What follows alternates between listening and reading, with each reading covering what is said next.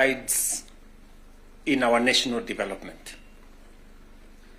And I want to speak to you candidly. I don't have a written statement because I really wanted to speak to you from my heart. Because where I stand today, I've had a political journey as a person. And by God's grace, I have come very far. You know, out of the 5 people who have become presidents in Kenya, I am one of them. I don't take it for granted, and I don't take it lightly that God has given me an opportunity to be one of the 5 Kenyans who have had the opportunity to lead this country. And I must say this to us as leaders, that a nation, the progress, the destiny of a nation is decided by leaders. As to whether we are going to be a progressive nation or we are going to be a failed state is going to be determined by leaders, by us, the people who are sitting here. And therefore, the place of leadership is almost sacred. Nobody becomes a leader by chance or by default or by mistake. Today, you are a member of parliament or a senator or a governor or the position I hold and all the other positions that we hold because God and destiny has given us that chance. And we must think about it deeply. And so I want to ask you as leaders,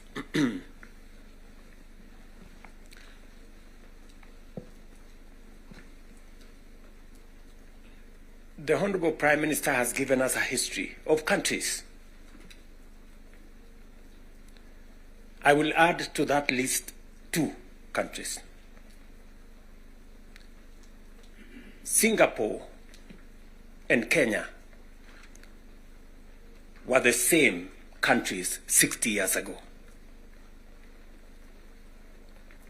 Malaysia and Kenya were the same 60 years ago. But today, we play in different leagues. They have managed to progress to the first world. We are still where we are. The difference between what Singapore has become and what we are is leadership.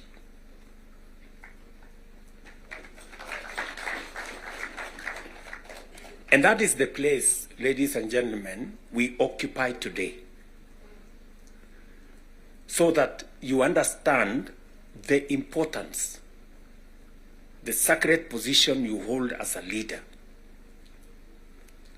Sometimes people want to ask, how do people who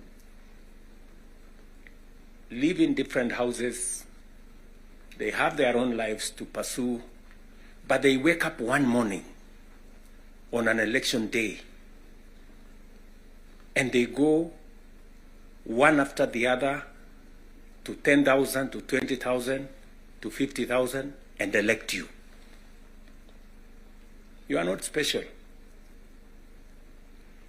But it is a moment that God has given us as leaders.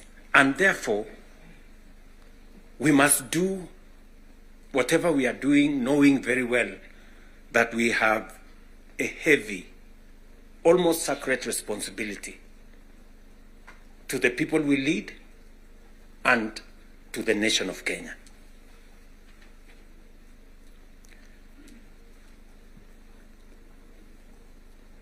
And it is not that we don't know what we should be doing. We all know what we should be doing. It is not that we have shortage of ideas. It is not that we have shortage of what we need to do. In fact, I dare say we have some of the very best ideas. We have very good manifestos all the time. And in fact, if you look at, and I keep referring to this, if you look at the manifesto of Kenya Kwanza and the manifesto of Azimio, the difference is hardly 20-30%, 70%. We share what we think should be fixed in Kenya. But politics somehow has taken our country hostage, that we cannot do what we all know we should do.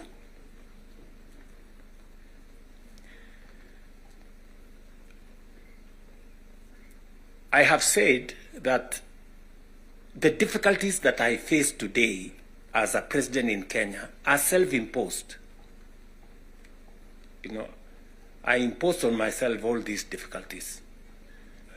Implementing the new funding model, implementing SHA, implementing housing, doing all those things. If I hadn't done any of those, I would be a very popular person, and but the country would not have moved anywhere. I am confident that if Raila had become president, he would be doing what I'm doing. Yes. He would be implementing SHA. He would be implementing housing. He would be doing reform in the education. He would be doing reform in agriculture. I know that for a fact, because I have been in his school of leadership. That's the correct position. And he would be as unpopular or as he'd be having the same difficulties that I have today. But these are necessary for Kenya to change. Friends, we cannot change the country otherwise. And that is why he has the courage to stand here and tell you, let us stop the extortion. Yes. Very few leaders can stand here and tell you to stop the extortion that is going on in Parliament.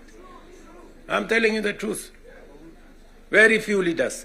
Because we like making peace with mediocrity. Oh, and they're trying to explain things that we shouldn't be explaining.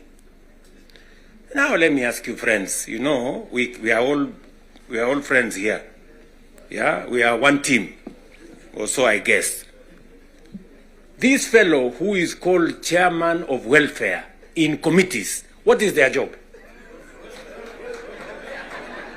What is their job? Extortion, that's it. And that is what Prime Minister is saying. You know?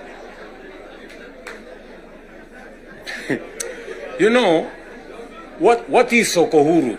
What is Sokohuru? Tell me, what is, you know Sokohuru?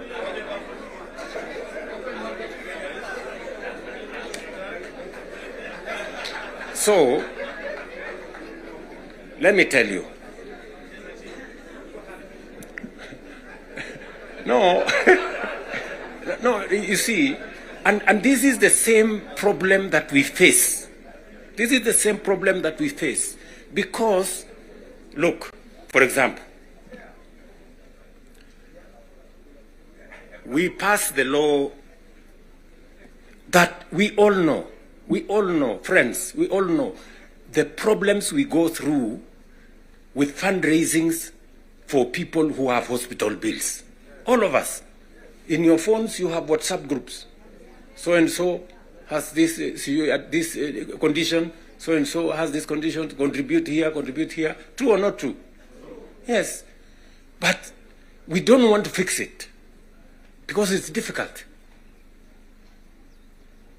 But I must commend you. I must commend the members of National Assembly and Senate, because you took the courage and passed the bills that today is beginning to solve the problem of health in Kenya. It may not happen instantly, but you, all of you, can now see that there is a possibility that we can sort out the challenge of health and health delivery in Kenya. But because we had to be bold, we had to be bold and make the necessary decisions. Today, we are dealing with the crooked hospitals and health professionals who still want to steal from SHA and to steal from our health provision. And we will go after them and we will deal with them. So, what am I saying? I am saying the following. If we have to